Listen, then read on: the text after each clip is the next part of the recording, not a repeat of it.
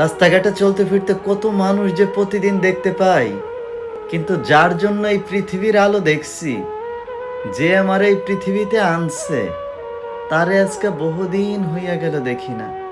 আমার বাপ নামের বট গাছটা অনেক দিন হইয়া গেল আমার মাথার উপরে নাই।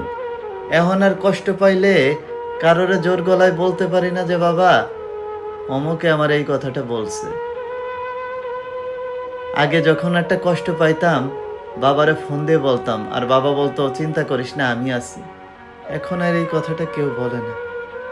আমার বাপটারে আমি অনেক দিন হইয়া গেল দেখি না, সেই যে থুই আসলাম অন্ধকার কবরে।